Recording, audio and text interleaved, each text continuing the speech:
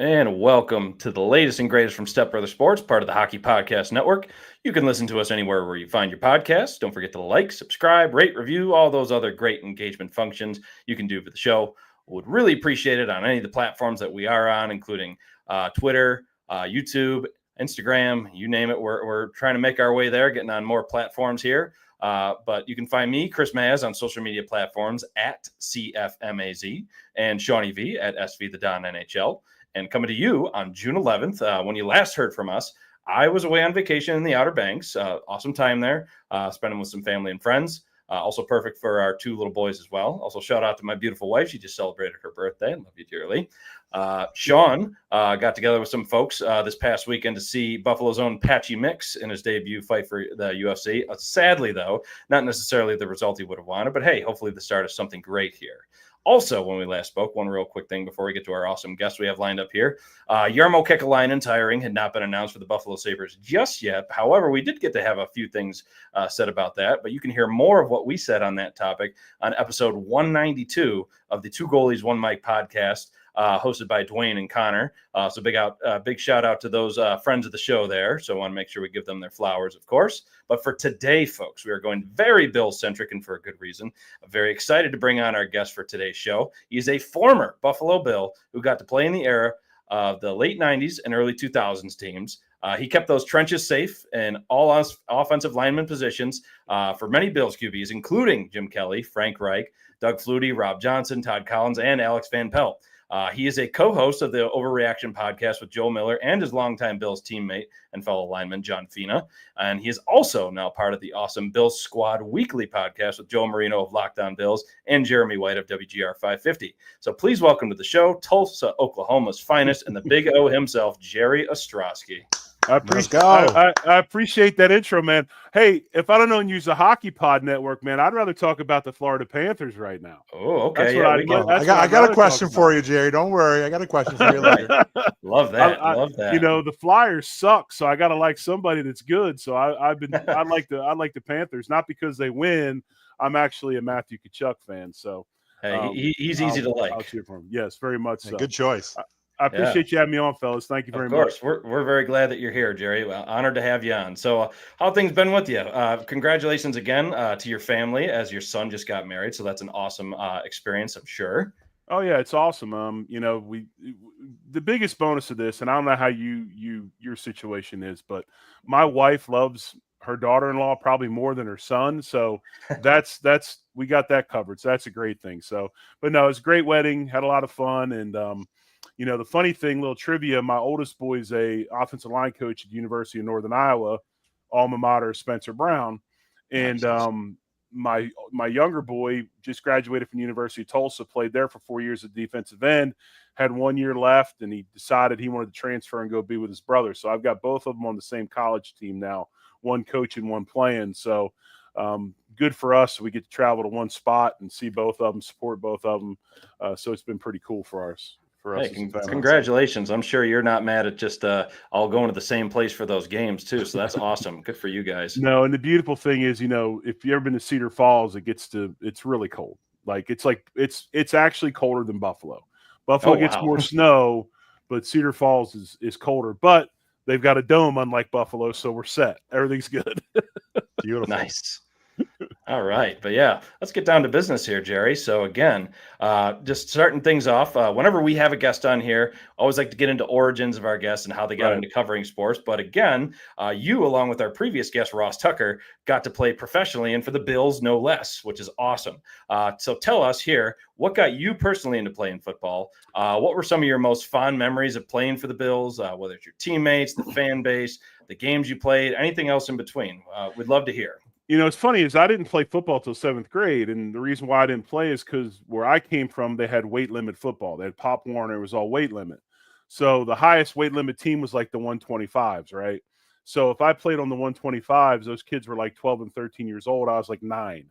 So my father would never let me play football because I was too big and I wasn't going to cut weight or anything. So I played like every sport imaginable. I played baseball, basketball, and soccer.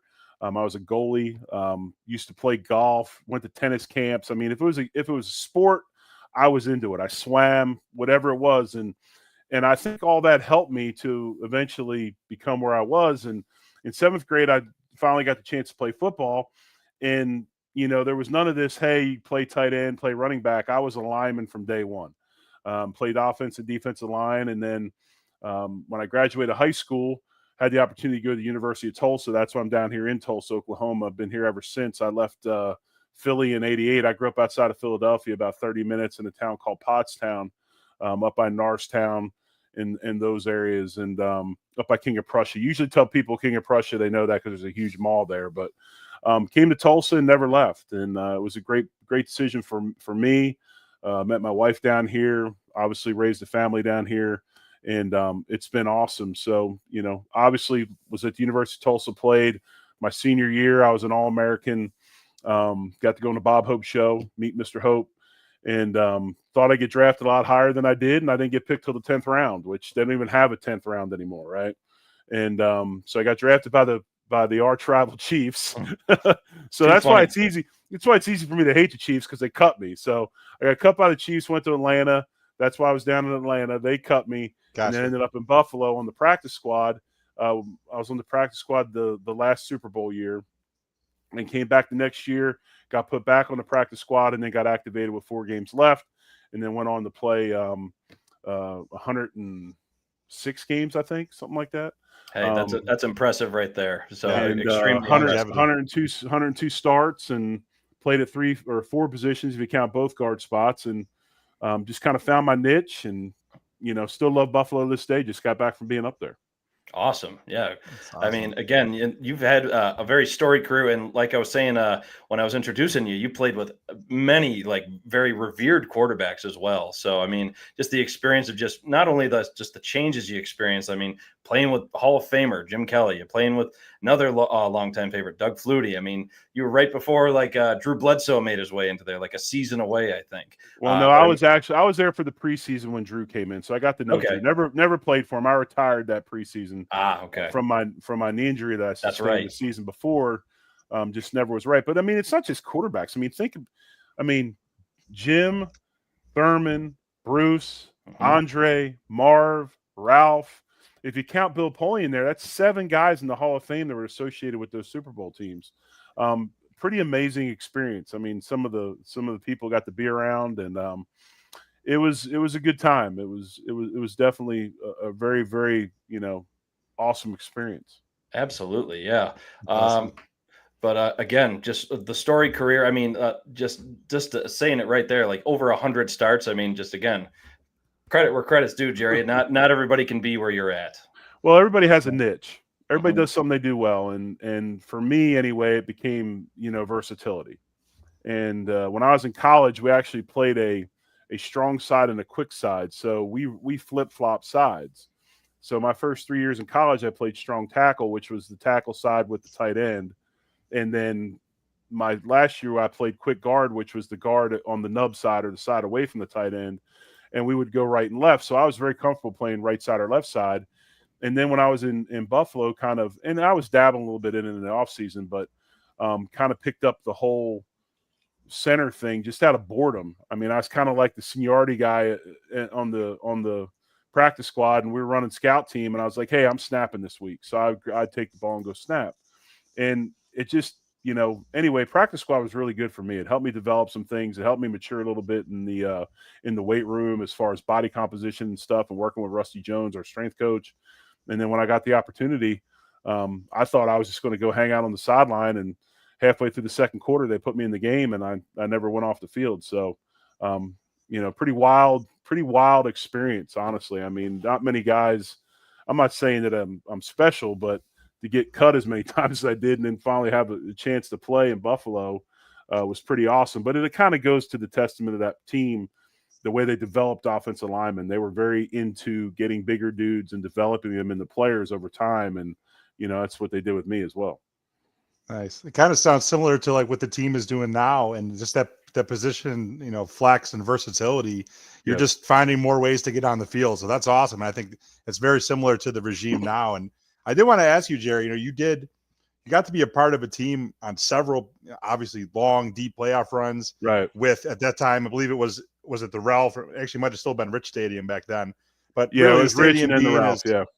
Yep. So being as electric as it ever was, with it being the last season in the current stadium, obviously, the stadium across the street's being built.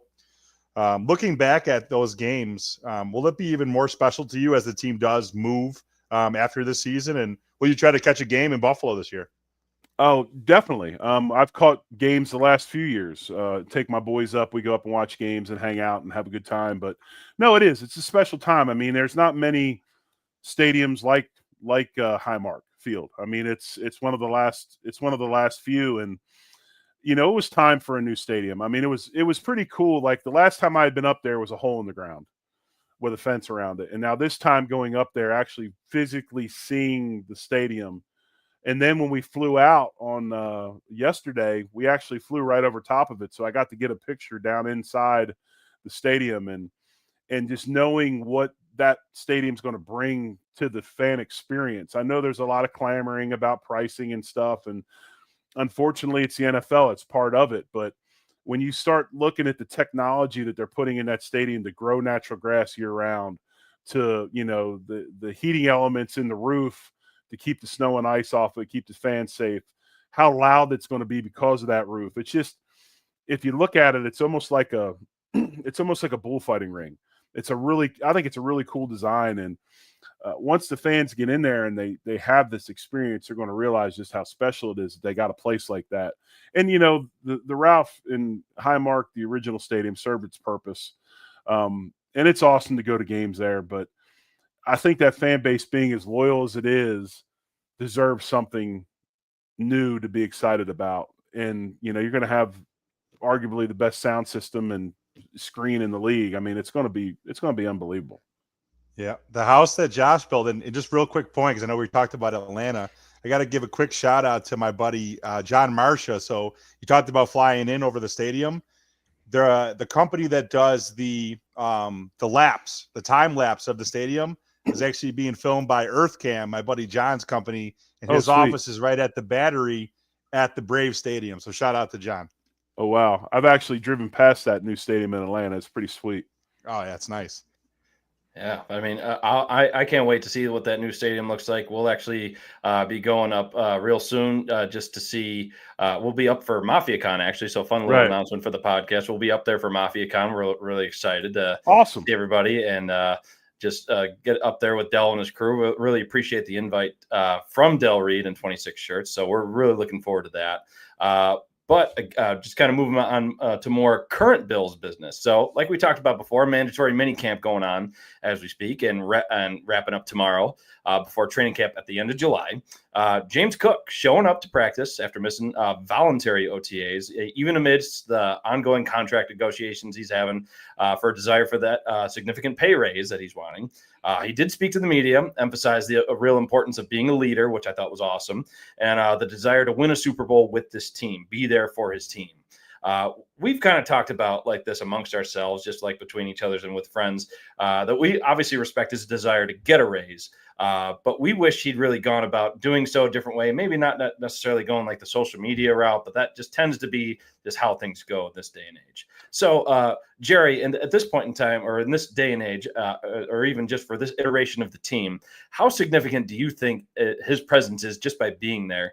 And do you see this as a positive step forward for potentially getting a deal done with him?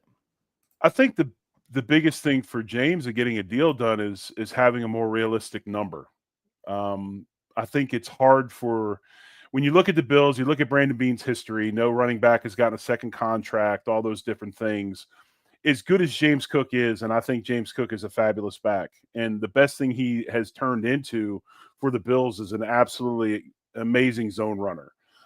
He's the one back we have on the roster that really is patient, understands zone schemes up front, is able to hop behind blocks and make big plays with his patience in the zone that we run with Aaron Cromer. And we do run inside zone. We run a lot of outside zone and things like that. And Cook does a good job.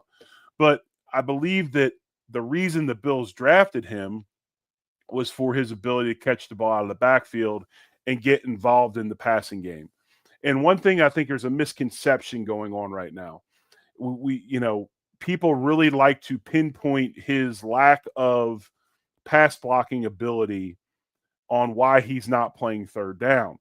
And that's part of it, okay? I think he's had in his years of being a back in Buffalo, he's had like 50-some opportunities to pass pro. He's had nine times he's given up pressures, not a great rate. But honestly, the Bills don't ask much of their running backs in the passing game as far as protection goes. They're one of the last teams in the league as far as back staying in to block. So we'd like to really hang our hat on that as a reason why he doesn't play third down. Me personally, anyway, I believe his lack of progress in route running and just reliability in catching the ball. If you remember his rookie year, he had some chances to make some really big plays and had drops. And while he did catch some, he did drop some. And that's given the opportunity to a guy like Ty Johnson, who's really good out of the backfield in the passing game, to become the third down back for the Bills. And even Ray Davis has a reputation of catching the ball well out of the backfield. So if you look at his numbers as far as percentage of snaps in a game, and what's funny is if you listen to his press conference the other day, he did make light of that percentage, the questioning of how many plays he plays. When he said, like, I can't control how many times I'm on the field, but when I am, I do a great job. So he's very well aware of it. But when you look at the amount of plays he plays, and then the fact that you've got two other backs that have kind of excelled in the passing game over him, and the fact he's really – and the AFC Championship game, people say he wasn't on the field the last drive. He was on the field for, I think, half of the play. So he was on the field. But, the Bills, for whatever reason, maybe have lost a little bit of faith in him in that passing game, and he's kind of a one-dimensional back. And in Buffalo, while – the passing game's important, this is a running football team. I mean, that's the biggest thing that happened over the last year. They want to run the football. They want to control the clock, and they don't want to turn it over. Josh did a great job of developing that and not putting the ball in harm's way. So you have to put all those things into factor. The biggest deal, guys, is if you look at it, really the only thing he had that he could do is stay away for non-mandatory events, because he has no leverage. He's under contract. There's nothing he can do. If you want to stay away from minicamp, that's fine, but it's going to cost him $100,000 over 3 days. He doesn't want to do that. Yeah, he said it himself. Right. Like, he likes his money. If he doesn't report to camp on time, he loses his accredited season towards free agency. So there's just everything you look at, it's playing out exactly how you would expect it to play out. Brandon Beane's slow playing it. He's not going to negotiate against himself. I'm sure they went to James Cook with a number before they signed Shakir, before they signed Greg Rousseau, before they signed Terrell Bernard, and they turned it down. So that really is the biggest misconception, I think, about this pass blocking thing and all that. It's really, I think, his failure to develop maybe as a pass catcher that's limited him in the number of snaps he plays. And while he's a fabulous zone runner and by all means, I want him to be on this roster for a long time, you got to start looking at dollar values of what he does do. And it's hard to pay a guy like that $15 million. It really is. Yeah. As a quick follow-up to that, Jerry, I mean, and I kind of this is just my thought. I'd love to hear your thought about it. Is we hope that he tears it up this year and puts up, matches his numbers touchdown-wise and is more productive than last year. I'm like, regardless, I mean, even if he does it, he's probably going to price himself out of the Bills' plans. I mean, do you see any scenario where he comes back next year? Yeah, the thing I see out of James Cook is if he maybe doesn't have the year he had last year, or even if he does have the year he had last year, and you've got a bunch of teams in the NFL that feel the same way that Buffalo does, because this is going to, somebody's got to go out there and give him the money. I would imagine somebody maybe would. Maybe if they feel that he's the last piece of the puzzle to get him to the Super Bowl. But, yeah, I mean, I could see him coming back to Buffalo if maybe the market value that he thinks he's worth is not there, and then realizes the best deal he can get is in Buffalo. Because I think he's probably a 12.5 a year guy. And people think, oh, well, $2.5 million isn't a big deal. Oh, it's a real big deal in the salary cap. And so, yeah, I mean, I could see that. I hope he surpasses everything he did last year. because if he does, that means we're in really good position as far as getting to where we ultimately want to get, which is Super Bowl. And what's funny is and who knows, Bean might not even want to give him another contract because he just feels he'll never give a running back a second contract. I mean, we don't really know that either, but I just think that his biggest negotiation piece is himself. Like you said, he's got to produce and he's got to force Brandon Bean in the franchise's hand. And then and then see where things go from there.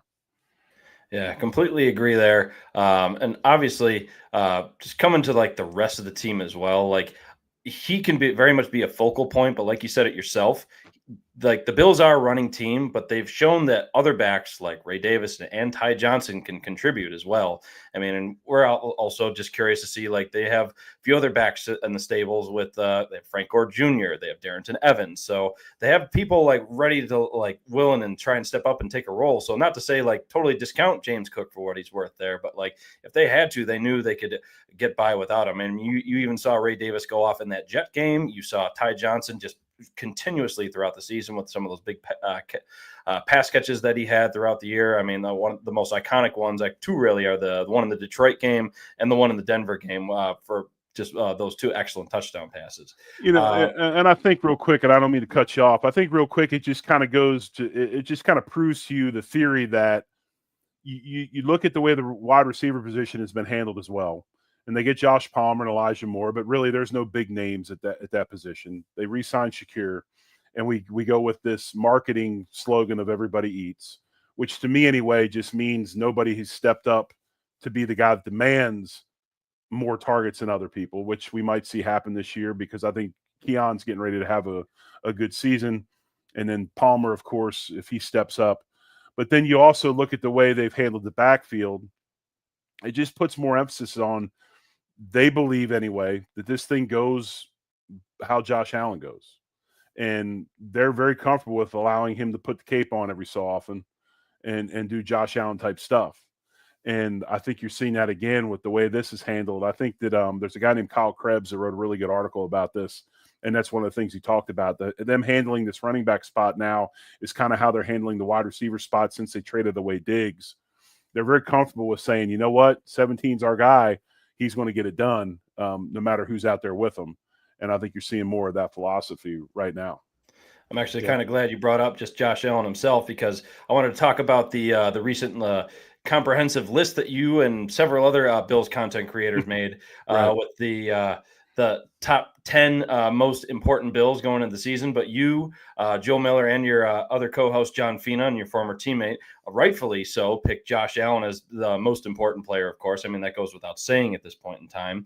But just kind of looking back in that process that you did with all those other content creators like I previously mentioned, what was it like working and like debating all of that? Just because, again, you could have a lot of really healthy debate with who would be deemed necessarily more important. Obviously, it goes without saying, like I said before, Josh Allen being at the tip top of that list no matter what. Like they live and die by how he plays. But I mean, not only just what was it like throughout that experience, but was there any player that you felt like particularly strong about, or that you had discussed that the crew may not have necessarily made that top 10 list? And were there any surprises for you personally in that process when the final result came out? No, there was no surprises. I think my main guy that I had that others didn't was Joshua Palmer. And, I kind of deal with this thing a little differently than others. I do it in like 3 to 4 year segments. And since Diggs has left, we just haven't had anybody, whether it be because they haven't gone out and gotten somebody or nobody's been able to do it, step up and be more of that main receiver. Now, you're never going to hear me say wide receiver one. I can't stand that term because I think that everybody has to contribute, but there usually is a dominant dog at that spot. And I had Palmer on my list because I think he has the ability to be a guy that Josh goes to quite a bit. But no, it's an interesting process. It's fun to see, how people break this down of importance. It's funny, at least the three of us, myself, Joe, and John, we have a thing on our show, our post-game show called the Dude Awards, and we never pick Josh Allen because Josh Allen is the dude. And we always kid that the trophy of the Dude Awards is actually a statue of Josh Allen. Okay, is he hurdling somebody? You might as well just right. make it into that. Right, exactly, because he is that guy. So, but yeah, it's amazing what he's done for this franchise. And I think the biggest thing that people really don't look at, other than his ability, because everybody wants to talk about his ability, just the fact he jumps over people and everything else, but is his ability to unite the locker room, the franchise, and the community. He has this amazing ability to unite everybody, the region, the franchise, the locker room, and it's a really special talent, and he has it. And I think that's been the biggest factor in all this, is just his ability to unite all three areas, to come together for a common cause. And I mean, you see it in the fact, he's getting married, and he's at OTAs all the way up until, the day before, this 2 days before he gets married. I mean, it's that important to him. But if you know his background, which I'm sure you do, you understand that type of thing comes easy to him and it's natural to him because he's never had anything given to him. Yep, absolutely. Jerry, I did want to ask you a question about the defense to change pace for a second, but I want to hit on something that you brought up. You talked about Josh Palmer, and I think, in the vein of not a number one receiver, but a guy who has good grades at separating. I think that's probably his strongest suit. But you talked about Keon Coleman. There's been reports, obviously, with the mini camp that he's bulked up. He's put some muscle on. What are your expectations for Keon this year? And do you think he's ultimately going to be a guy who could lead the team in targets? I absolutely love Keon Coleman. Not just because I think he's a physical freak at the wide receiver position, and once he figures it out, he's going to be really, really good. I really appreciate his maturity at the age he is, and his accountability. And just like today, I have the notes up on my other screen here from my show earlier, and just some of the comments he made today.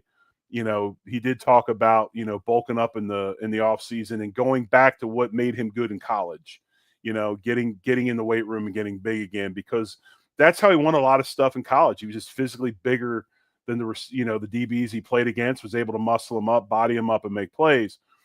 But the thing about, I don't know if you heard his press conference when he talked about his self-assessment of himself. Yeah, it was great. Yeah, and he said, quite frankly, he said, you want to know exactly what I see when I see that? And he cut himself off because he's going to say a bad word. He said, I see trash. You got to get better. And he goes, he was very honest, and he said, you got to get better, simple as that. You got to be more efficient. You got to get out of your break. You got to stack your DB. You got to, run to the ball. You got to block, all these things he talked about. And then he made a comment about his age. He said, truth of the matter is, technically I'm young coming into my second year, but we're all on the same plane at this point. No excuses get made for me being young. Man, and the thing is usually you get one or the other. You Right. get a guy that, works, and you can see he's working, and maybe he don't say the right things, or you get a guy that's full of it, and then you don't see it on the field.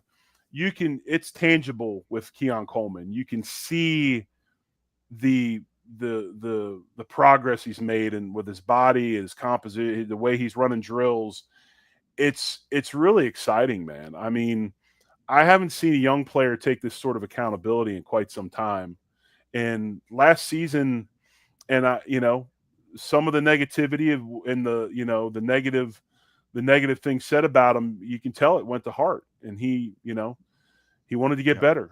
He assessed with himself, his brother. I mean, he's got CeeDee Lamb, his coaches, and I expect big things out of him. And the thing about young players is you got to really emphasize what they do well.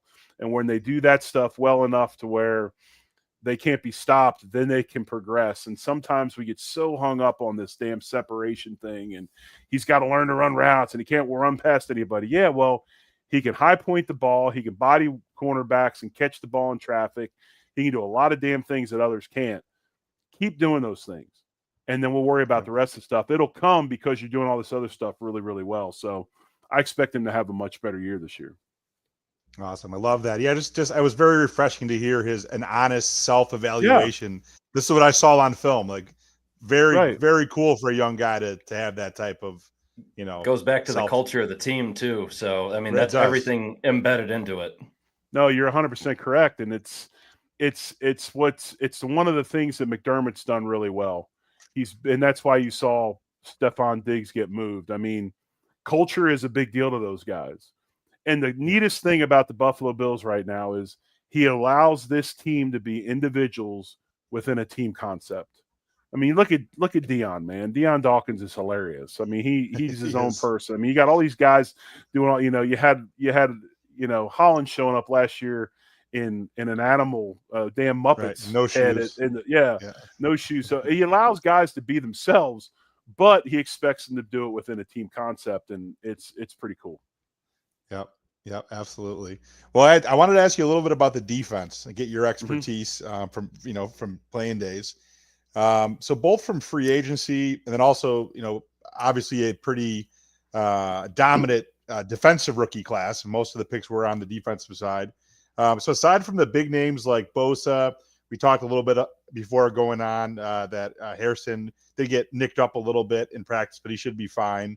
Do you have any thoughts on who may be maybe an underrated contributor as far as like a newcomer this year on the defensive side? There's a couple. I think TJ Sanders is going to be pretty good.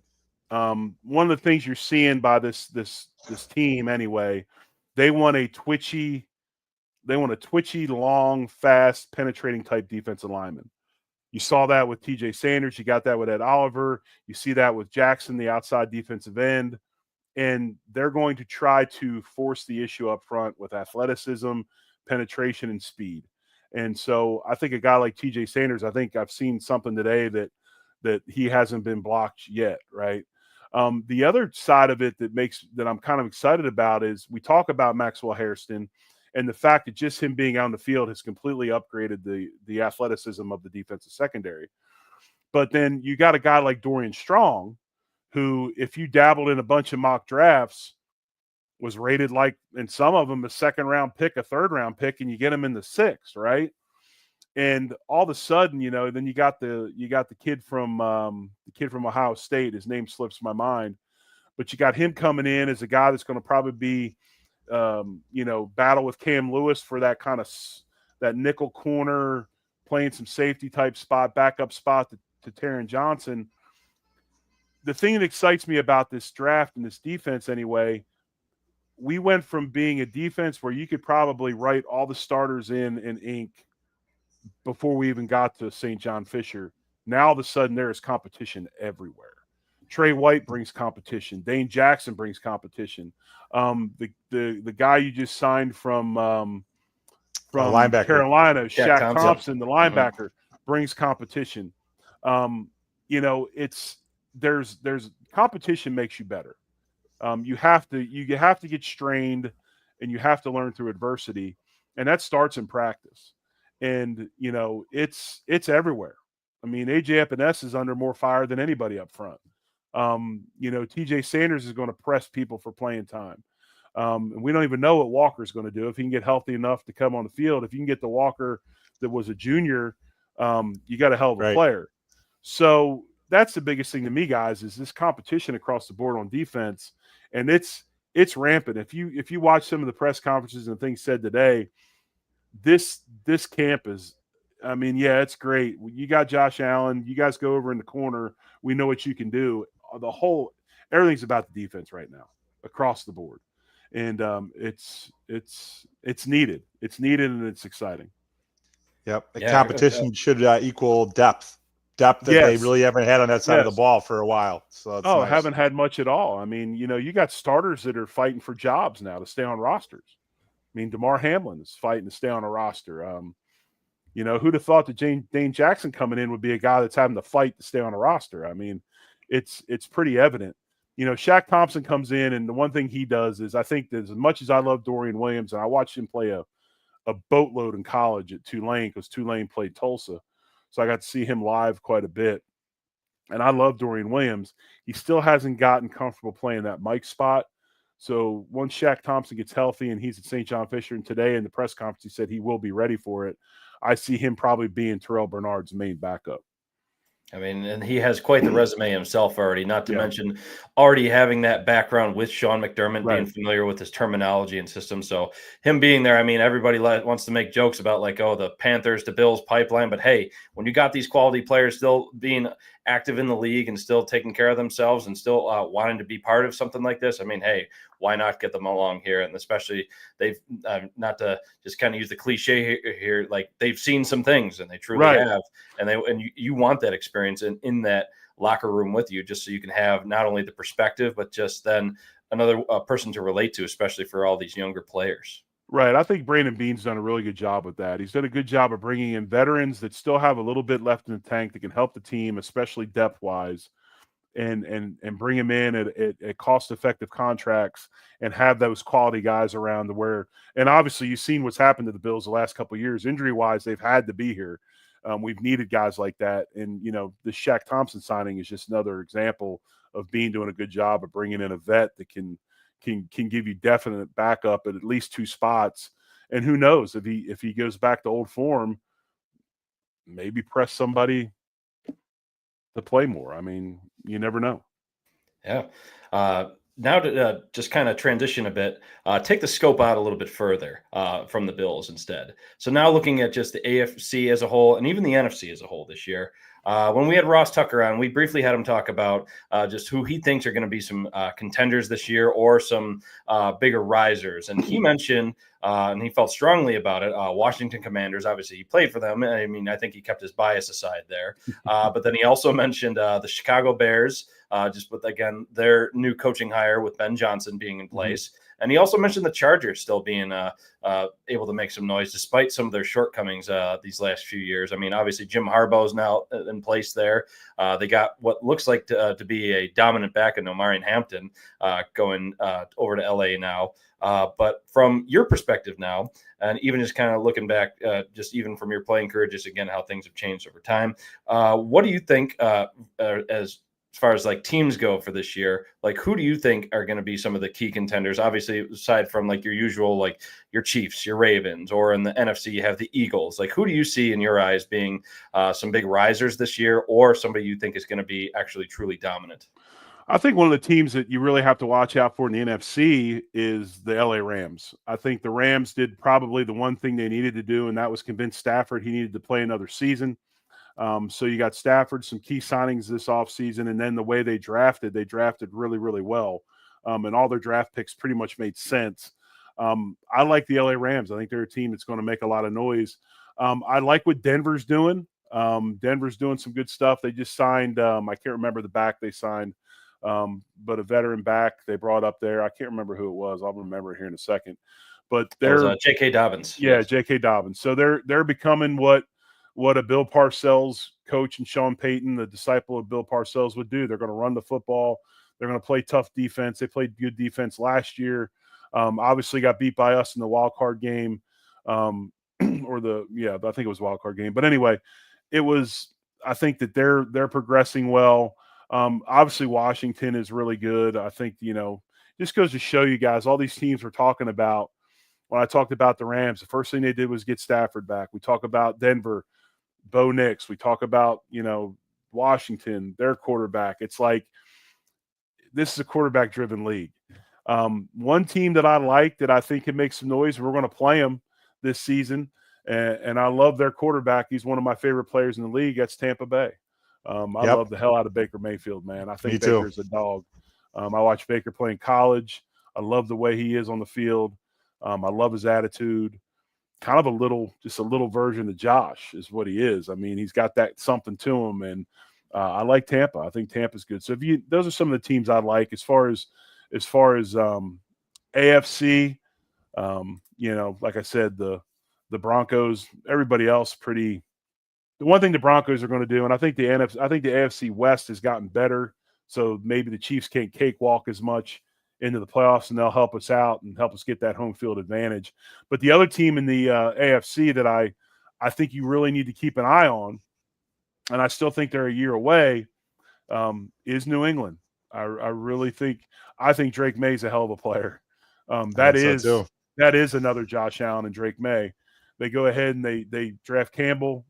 first in the overall, their first round pick, the big lineman from LSU. Every pick they brought in made sense. Farmer, the kid from Florida State, defensive lineman, I think he's a hell of a player. But Vrabel. The thing about Vrabel is that I want to see. I don't know yet if he's a longevity coach at a team, and what I mean by that is this. McDermott's going on his 9th year. There's some of these coaches that coach the same team for a long time. Vrabel, the way he is, the way he, his speeches and his things that he does. Sometimes there's coaches that are really good at building a franchise back up, kind of reclamation experts. You bring them in when the franchise is down, they get it where it needs to be, and then they can just never get over the hump, and then you bring in a guy to finish it. So I don't quite know if Vrabel's there yet or not, but I do respect Mike Vrabel as a coach. Their draft was fabulous, and I would definitely pay attention to New England. Yeah, I could easily see them at the very least being the number 2 spot in the AFC East, just based on the Drake May alone and just all the additions they made. They had a heck of a free agency class as well. A lot of just additions because they had a ton of money to spend as well. Right. But just kind of even just thinking back for you a little bit more now. Obviously, the NFL itself has changed vastly since your playing days. I mean, it's thinking back like it's almost 25 years ago, not to make us all feel old here. Right. But from your perspective, aside from obviously the amount of money that players are making or just social media having the influence that it does now in this day and age, what do you think has changed the game itself in the year 2025 for the NFL? What do you think has really changed the game compared to when you suited up, and whether it's for better or worse? And why do you think that? 2 things. Every rule that's put into place is in favor of the offense.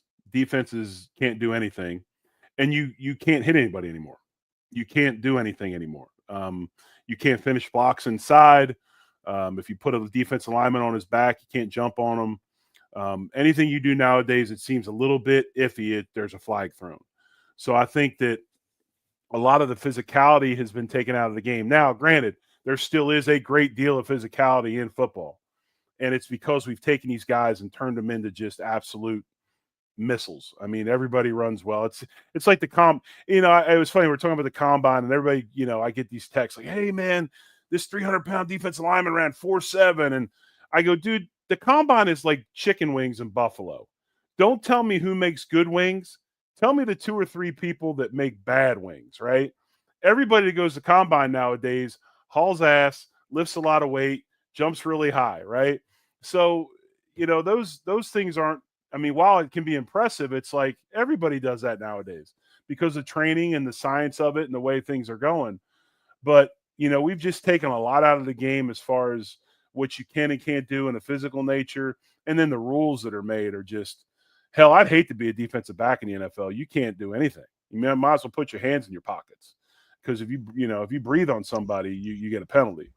So those are probably the 2 biggest things that are different than when I played. Yeah, interesting perspective again, because you've just truly just not only living through it, like you've just seen just how it has evolved over time, just from a different lens. And it's just a great privilege just to hear how you talk and think about it, and just you're just eye for the game in general. Well, I've been cursed. I've watched it a long, long time. It's hard to watch games. My wife always gets on my ass because I'll be like, I'll start getting mad, and she's like, "What are you getting mad about?" I go, "There's a hold. They threw a flag," and she's like, "There's no flag." And then like 3 seconds later, it's like, "Yeah, there's a flag on the field," and it's like you can just see things. And it's when you do something 8 hours a day and you're watching 5-6 hours of film, it's hard not to do that, but. But no, it's an awesome, man. Football is a great game, and the way the college game's going nowadays, and like I said earlier, I got a son that coaches it and the one that plays it. Well, the way teams are, kids are leaving and going over here, and the NIL stuff and everything, it's driven me to the NFL even more because I just get so disinterested in the college game. Like, yeah, you won the national championship, you spent $25 million for the roster, you should have won, right? Right. And that's why I even gravitated towards the NFL even more than I had in the past. So, but no, it's an awesome game. And hey, if you're a fan of the game, there's so much out there to be able to watch film nowadays. It's nuts. So it's been awesome. Awesome. Hey, well, I promised you earlier that I would talk to you about your boys for a second. We right. are on the hockey podcast network. Let's do this. So I've been seeing, Jerry, I've been seeing you tweeting quite a bit about the Stanley Cup final between the Oilers and your boys, the Panthers. And I'll be honest, my man crush, and I've been pretty vocal about wanting this guy real bad for the Sabres, Mr. Sam Bennett, playing his butt off, drilling people and then scoring on breakaways. Like, I think the guy's exactly getting what on the people's Sabres nerves need. all in the process too. Yes. Yeah, man. Yes. But I was thinking, so when you played for the Bills, you literally would have lived through the Music City, not Miracle, and the Buffalo Sabres had the misfortune of the no goal call against Dallas in '99. Yep. So if either the Bills or these hometown Sabres were to bring home a Lombardi Trophy or a Stanley Cup, what would it mean for the city? And feel free to throw any thoughts you have either about the playoffs for the hockey or the Sabres. It would be unbelievable. I mean, it would be, and I want that to happen for Buffalo. It needs to happen because if you live in Buffalo or you're from there like you guys are, you understand what that city's about and you understand just how much they deserve one. And it gets a bum rap because of the 4 losses and those types of things and the brunt of the jokes. And, you know, I put the aerial photo of the stadium up, and of course, you know, some freaking jabroni's got a comment like, "Yeah, it's shaped like a 0 for the number of Super Bowls you won." You know, there's always something. But no, it'd be really special. And being, you know, full disclosure, I grew up outside of Philadelphia. You know, you're born into these things. You don't have a choice. And so I'm still a Philadelphia sports fan, always will be. Still an Eagles fan, although it's probably less vocal than it probably would be because of my love for the Bills and everything. But just remembering back in 2018 when they won their first Super Bowl, just how much it meant to that city. And, you know, Bills fans ride for their team like Philly, you know, Eagles fans ride for their team. They're very similar. Just a lot. Bills fans are just a lot less rude, but they're very similar in how they support their team. So it would be awesome.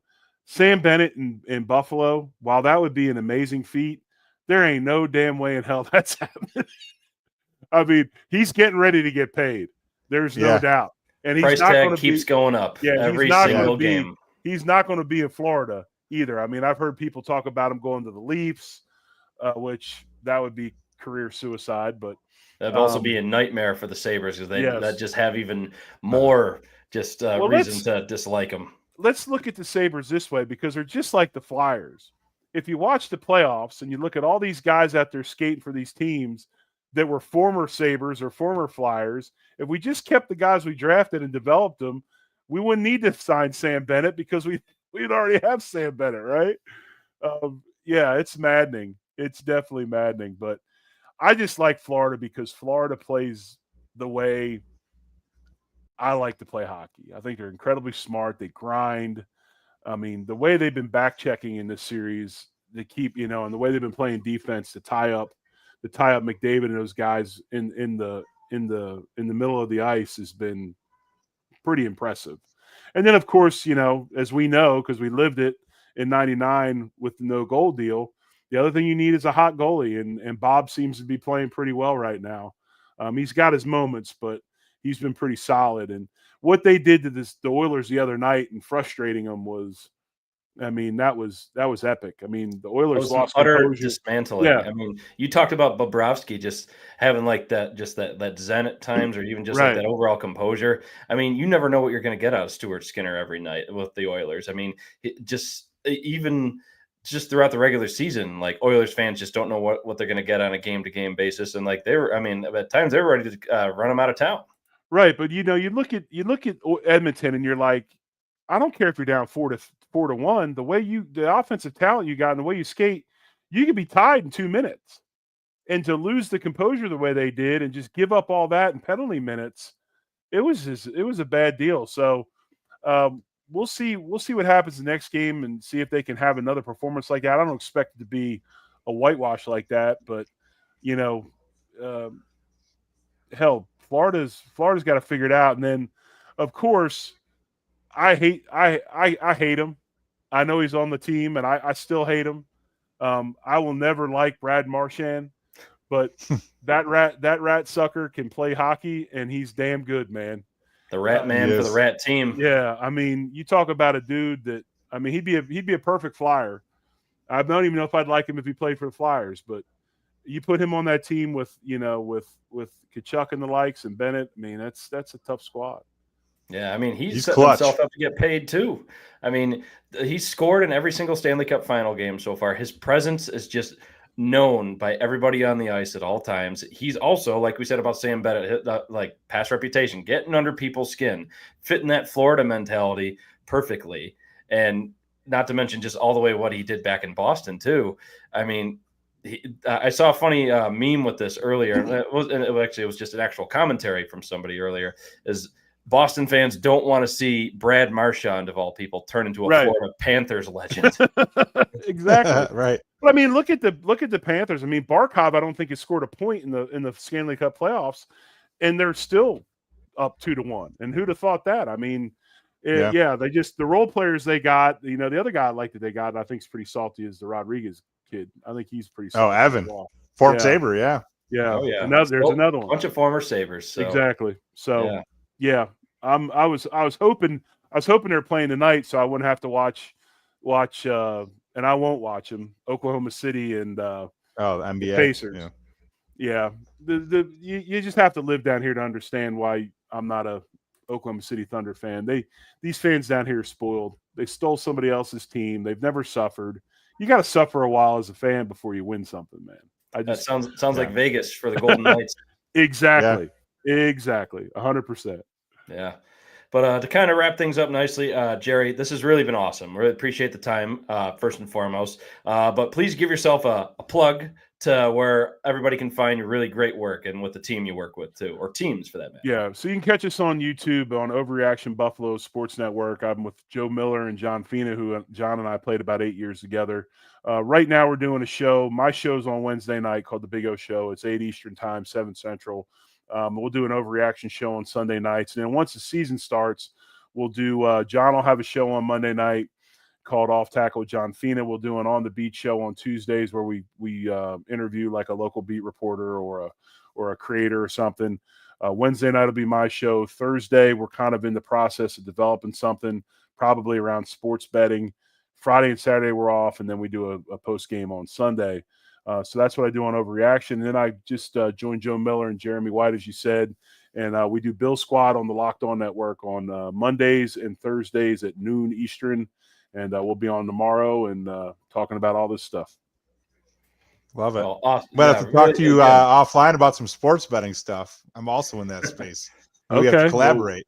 Well, we might need to talk because we're looking for somebody to do a show on Thursday nights that's completely built around sports betting. So interesting. Hey, Sean's got a pretty steady record, so he might be very not bad. I'm not bad. All right. Yeah, but folks, thanks for tuning in. Next week, we're going to be joined by the newest beat reporter for the Buffalo Sabres, Rachel Lindsay of the Buffalo News. We're really excited to have her on as the Stanley Cup playoffs are going on, like we've been talking about here. Maybe they'll be done by then. We'll see.